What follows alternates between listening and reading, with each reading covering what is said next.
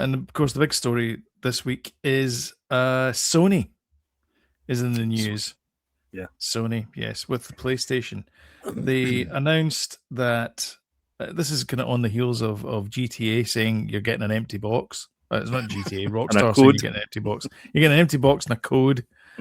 Don't lose it.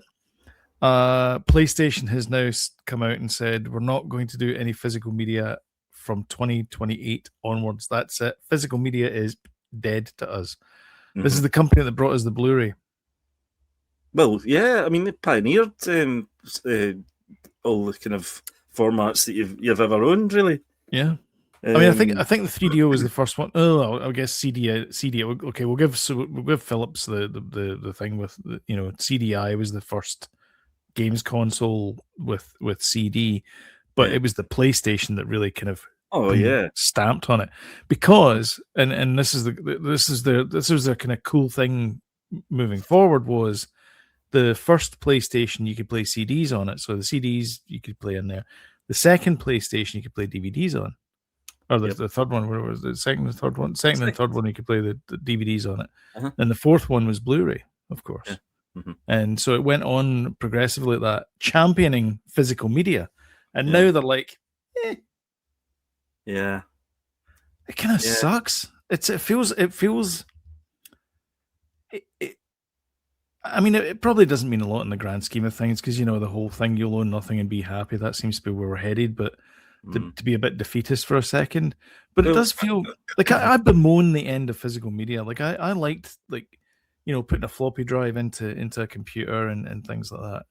I mean, it didn't hold a lot of storage, but they were good. They were decent. Well, it's nice to actually own something that you've bought as well. Yes, you've got a physical thing. But did you not see it coming, though, from Nintendo? Oh, 100%, yeah. I mean, this is the way it's going. Nintendo, and everybody said it when the key card thing came out. Everyone said it, that this is it. Nintendo set a precedence with both how much these things are going to cost and the fact that you're not getting a physical game anymore. It's just a sort of a key to the data type thing. But Sony have done this because they say it's customer trends. They say that it's the way that the industry's typically going because of the customer. What people want and how people are consuming their games. So, if that's the case these days, customers, these things change all the time, though. Yeah. And look at the amount of people that are going to go out of work with this. All the factories that make these games print off the labels. So actually, with that, so they're gonna discontinue, and one of the big factories is, I've lost the story now. I've lost the plot. That's it there. So they've got an Austrian plant that makes Blu-rays, and they're actually currently being retrained to make optical micro lenses for power consumption applications. So they're just retraining into different roles, so that there's no job loss in that respect. But think of all the other things that are going to get the tail effect of that is, if this is the end of physical media, this is the end of game.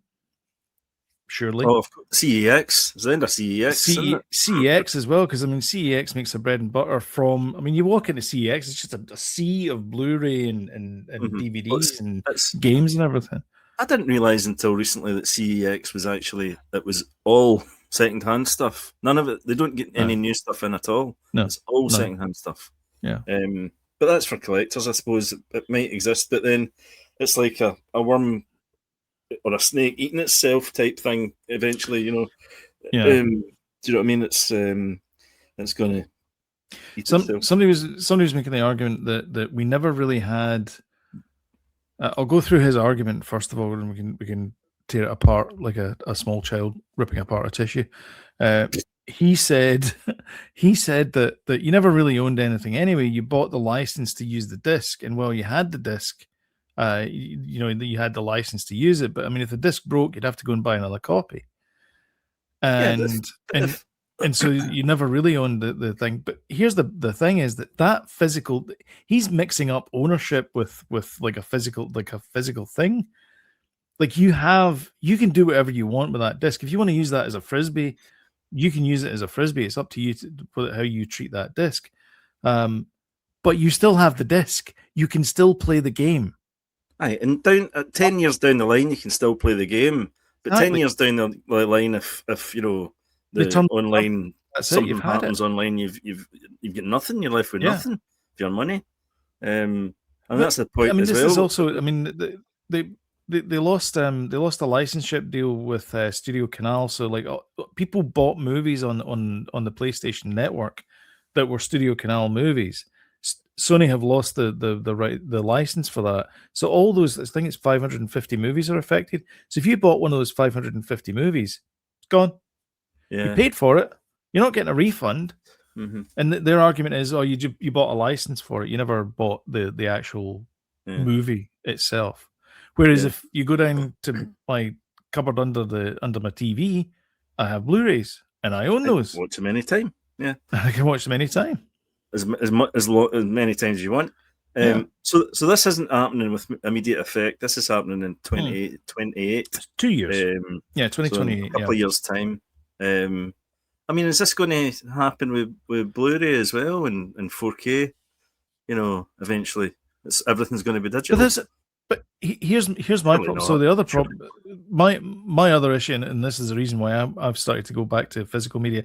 By the way, I've never liked Spotify. I don't like the idea of listening to music and then they go like, here's something you might like. No, I'm listening to something I like. I don't want injected with other stuff. I just want to listen to my music. Well, the quality is not the same either as listening to a CD. Exactly, the quality is not the same, and it's not. You can argue the quality and all that kind of stuff for streaming is pretty good, but if you live where I live, where my internet connection is not so good, then I'm not getting the high bandwidth, which when you compare apples to apples, and you compare a stream to comparing it to a Blu-ray, it's night and day. Like the Blu-ray just knocks it out of the water. Yeah. But if you're living, the problem with this new digital only future is, if I want to watch a movie now, I'm going to have to put up with blocky graphics. Basically, I can't. Like I can't get anywhere that. And if I want to have a game, I can't just go to a store and get a physical disc and then play it from that physical disc. I now have to download it, which with the connection I've got could take 4 hours. And by that point, you're like, I can't be bothered. And most consoles as well, when you start playing another game, you can't download as well. So it like stops you from downloading at the same time as playing a game. So you basically you turn your console on and then you've got to just sit there with you like that and just wait for it to finish. Yeah, I don't like the idea of it at all. And it's like they're putting all their eggs in one basket as well. Do you know what I mean? It's assuming people live in cities is what it assumes, is that you've got a great internet connection. Why wouldn't we need anything digital? I remember, this is years and years ago, there's a guy called Nicholas Negroponte, and he has this idea about like why do we box up zeros and ones and put them in physical form and then send them out there? The network should be able to handle this and all that kind of stuff. And it's like, it's a great utopian dream to have this thing, but we don't have that. We don't have a great utopian thing. There's people who don't have access to a network. They're out in the middle of the Hebrides or something. They don't have access to good internet. Well, that's Britain for you, though. I think Britain's shocking. That's not true. That's the majority of like places in Canada. Like the majority of Canadians live within like 100 kilometers of the border, but there's a lot of rural communities that don't have access to high speed internet.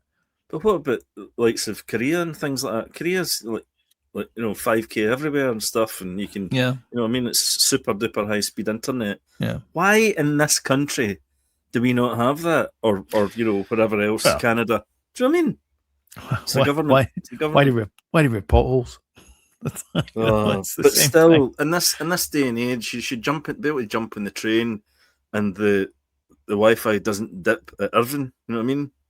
like some sort of black hole. You know, you're Yeah. like going through sort of some sort of sci-fi. What I'm hearing is something avoid happening. Irvine. No, there's no avoidance of Irvine if you're going to Glasgow, unfortunately. But there's some sort of blackout for Wi-Fi in that area. I don't know why. But anyway, that's a me problem, obviously. But there's bound to be other places like that in the UK and Canada and places like that. So I just and we're living in 2026. Why are we not driving about and flying cars? And we're going up to the moon on holiday. What's going on? I've seen people driving. I don't want them flying. Neds. We almost get T-boned at the same time by two different people coming out of the opposing junctions. We're heading on the road like that, and there was two cars, and they both went, "Oh, yeah." Today, nightmare. There you go. See, James. Good evening, James. There you go. I get bad mobile reception, and everybody does. Yeah, there's something about that as a black spot. I don't know what it is. Not only that, and this is true because it affected this very show a couple of weeks ago. So we had good weather, and the pub is just about half a block away from my house, and I couldn't get a signal. I had to switch to my backup because the one and only tower that we have was saturated by people in the pub watching the football. There you go, Slint's official. You live on the wrong side of the tracks. You're a bad boy. I've known that for years. Years. Me and Jimmy Dean. What are you rebelling against? What are you doing? Exactly. That was more like Marlon Brando, but anyway. It was more like Marlon Brando. I was hoping you didn't notice that, but never mind. So games are going to be in digital format, which is great if you've got high-speed internet. And if you don't, then it sucks. And also, if you're trying to preserve video games so that you can play them later on, you basically have to keep the consoles in pristine condition. And by the way, consoles, I mean, if you watch the retro gaming videos that I watch, most people are going out there with a soldering iron, taking apart ZX Spectrums and trying to get them to work again after 50 years, 40 years. Yeah, and it's going to be the same thing if you're trying to play I don't know, Uncharted 15 or whatever. Yeah. Well, do you know what Sony have done as well? They've shut down the services for PS Vita and PS. I was going to say that, PS Vita and PSP, or am I right in saying the PlayStation 3 and PS Vita. PlayStation 3 and PS Vita. Yeah. I mean, the PlayStation 3 was closed. They discontinued it in 2016, and the Vita was 2019, I think. Yeah. So I mean, they're fairly old costs, but a bit. I mean, what I dislike is what does it say in here? I think there's still life in the Vita, though. I'm kind of surprised at that one, but I don't know. I'm not surprised at it in these days. The way things are going, but it's sad times because for collectors and things like that, to have something tangible in your hands and to start a collection for this next gen of stuff, you have nothing to show for it, and then you're gonna have to. You've got the problem of either buying a massive internal memory to go in your memory socket to expand which costs a bloody fortune. It certainly did for the PS5.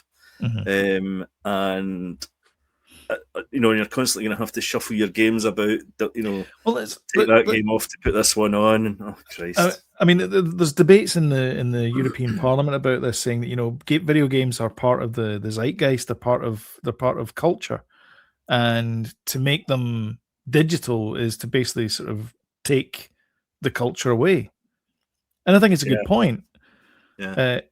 But it's not. It's like I've heard arguments as well about music does that as well because we stream music, we don't pay for music and so on. But still buy the difference is it's 99 pence a song. It's not £100 for a video game. Sorry, it is £100 for a video game. It's not £100 for a song. So that's the difference. Well, not 100, but it's getting there though. I mean, GTA is what, 80 quid or something? 90 quid? 89. 89. Well, there you go, 90 quid. So, I mean, that's not a kick in the backside off of £100. And you don't get a physical game with it. You get a download code. Pre-ordered. I mean, well, we've pre-ordered it, GTA 6. Seriously. And you're part of the problem. Digitally. So, yeah. But you're kind of forced into it, really. You know? What, like cattle towards a slaughterhouse? You know, it's not like... Because, well, I remember when the Switch first came out and you pre-ordered Mario Odyssey. Mm-hmm. And, well, that wasn't actually... when the Switch came out, that was kind of slightly after the release of the Switch. But anyway, you pre-ordered Mario Odyssey. And you got like a freebie. You got a hat with the eyes on it, you know, and stuff. You know, and it'd be nice to pre-order a physical copy of GTA 6 with, you know, I don't know, like a pair of sunglasses or something, fancy sunglasses or something like that. I don't know. Yeah, you know, be nice, but no. Postcard from Vice City or something. You can have. So basically, what they're going to do is have empty boxes with a printed card with a code on it. Is that right? Is that what's going to happen? Hold on to that thought. Oh, okay. Sloan's a way to get something for you, everybody that's listening in Audioland podcasts. I don't know what he's going to produce here, but he's got something in his hands. I think it's one of these games. It's exciting. I'm not entirely sure. Let me just check. Right, okay. There you go. So this is physical. This is for the BioShock, this is BioShock for the Switch. Yep. And inside, I'm gonna try and cover this up because it's got my code. That's it. That's all you get. Yeah. So that'll be what you get. Yeah. That's what you get. That's what you're gonna get from now on. Is a plastic, basically landfill with a card in it with a bit of code in it. Yeah, I mean, Nintendo softened the blow and pretended you were getting a cartridge by putting a key card in there. Yeah, but it's not. They might as well have put a bit of cardboard with a code on it. Yeah, well, that's which is what they did with this. This is Nintendo. Yeah, I know. I remember they did those because they were set because you could get games and kind of for cheap, and I'm like, why is that so cheap? Yeah, and you realise that's why in small letters, no cartridge inside. Strange enough, that's actually I got these two for cheap when Game was closing. Remember a couple of years ago, Game was closing, and this was my impetus to change over because I was in Canadian region for my Switch, and of course I couldn't redeem it because these are UK. Yeah, so I had to change over to UK. I mean, I have a lot of digital. I have a lot of digital friends. I have a lot of digital games on as well. Most of my Switch library is actually digital games because most of them are kind of inexpensive throwaway items that you think to yourself, well, I'll play them for a year and then I'll get bored and then I'm not going to go back to them again. Well, or I'll just have them for a quick blast. But I would bemoan the idea of paying, like I think I paid £2 for this. I mean, it was not a lot of money back then. But if that was a full price game and I opened up and there was a code inside it, I would not be happy. No, I mean to be fair, a lot of the indie games do not come out as physical anyway. Because they just can't afford to release this physical. Yeah. Limited run games do kind of pick up some of those. I think Shovel Knight came out as a physical copy. Those kind of things. Yeah, but there are kind of companies that will do physical copies of kind of cult classic type games, but in the main, if I mean, I got Cuphead. I don't think originally that was a physical copy, but I got it recently just because I wanted it as a physical copy. Yeah, I just feel as if it's right if you really like a game to have it as a physical copy, even though I've had it for forever as a digital download, but I thought, I'll get it a physical copy. It's nice. You're kind of, you can, looking along the shelf and you go, oh, I'll listen to this, or I'll play this game or whatever it is. Exactly. And you sort of pick it out. And it is nice just to have something tangible to have. Yeah, I know. I mean, the Switch has always lended itself to being a kind of, an iPod console. type console, with touch screen and all that jazz. kind of lends itself to that. Do you think it's like it's a convenience thing though for people? Like you're saying that earlier on about Sony. They're saying that this is the customer wants trend. this. It's a customer that wants this. Is it just a convenience thing where it's like, okay, I'll just download it and then I'll be honest with you. I think go down a store. I think Sony has put us down this path. I'll be honest with you, and made it easier to do than go down the shops and buy it. You're like, I'll just I'm buying it. I might as well just download it. It's the availability factor. And the laziness of consumers, probably, sitting in their basement with their neck beards and all that. It is also That's not a basement, by the way. It is this the third floor before it says it. 50-year-old man. I used to be in a basement, but I got better. That's the thing though with the digital media making it easier for people to just have access to. Just go like, I'll just get it. Yeah. Especially if your account is tied to a credit card, you can just go, I'll just get it. And you even think easier. about it. Aye. Yeah, exactly. Yeah, it's that ease of access. Same thing as Spotify and Apple Music and Tidal or whatever. But it feels as if all these Sony's forced us down this road. Nintendo forced us down this road. Xbox. I mean, the Xbox, the special editions of the consoles, they don't come with they're digital only. They're no drives. But that's what I hate about it. They force us down this road, and we complain about it, and then like, well, this is what you wanted. You wanted this. Yeah. You wanted touchscreens in your cars. Yeah. So I don't know. Obviously, we're physical people. Physical media people, not physical. I am. I don't know. I know that's empty. All my CDs are over there just now because I'm moving them back. But I like in the morning when I go up and I pick up like 3 or 4 CDs. To be honest, it's mostly Boards of Canada just now. But I'm such a banger of an album that. But as actually, I pick out. Do you think it's a wee bit overproduced compared to the other albums, though? Maybe. Well, yeah, maybe. It's a bit overproduced. Yeah. Compared to, it's a bit polished. I like it. I like their kind of rough around the edges stuff. But anyway, we digress. Actually, well, it's either that one or this is true. The Christians. Do you remember the Christians? The band, the Christians. Yeah, of course.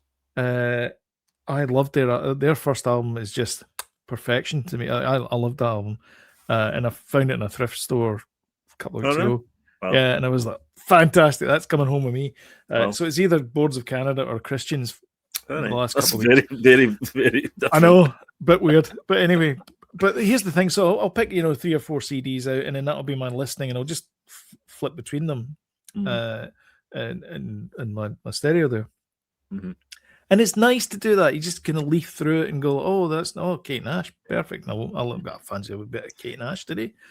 There's something nice about it. There's something nice about picking out physical media. Whereas if you go to the Switch, you just kind of, it's that bloody Netflix thing where you go and like, you just see it all in front of you, and you're like, can't be arsed. Everything now. Yeah, everything everywhere all at once. And that kind of just, I don't know, that immediacy just kind of just takes it away from. Although I think as well, people could say, "Oh, you're showing your age and all that," because probably. The kids don't have that sort of experience of really, not well. I suppose they do with games, but not with music. Music's consumed certainly from digital. Really, I would say by most kids. But everything comes in waves, and everything will come back again. It will be like, this will happen for a few years. Then Sony will start producing, physical media again, 100%. So I don't think it's the end. Let's end on a happy note. Hope. I don't think it's the end. There is hope. There is hope. There's hope. If there's any hope, it lies with the proles. To quote Winston Smith from 1984. Shall we move on? I think we've kind of talked about. Well, I think so. Yeah. My guess is that Project Helix, which is the new Xbox, will probably be digital as well. Yeah. They were the first. Sony's announced it, but I think Xbox will be the first hammer to fall. I know that their new illustrious leader, she's all in on digital future and AI and stuff. Yeah. So did we talk about the price of the Steam console? So like nearly £1,000. No, we didn't. No, you should probably talk about that as well. We don't have it in the show notes, but yeah, just quickly, you know, just that's ridiculous, outrageous. But you know, again, you can see it coming, you know, but not so soon. I don't think it's this soon. We would have a £1,000 console, you know. Well, that's the thing. So people are. I saw the Linus Tech Tips video about it, and he was talking about it, comparing it to the PlayStation 5, and on paper the PlayStation 5 smokes this new thing, but Valve are pretty good at getting performance out of these devices. I mean, they did it with the Steam Deck. The Steam Deck has been selling like hotcakes. Part of the problem, though, is that Valve is saying that it's costing a lot more money to produce because of chip shortages, AI. Yeah. Which is going to be a problem. The thing about it is, right, you can sell a £1,000 PC and then you can upgrade it. You can't upgrade a console, you know. I mean, it's just a £1,000 brick after. Well, not a brick, but you know what I mean. So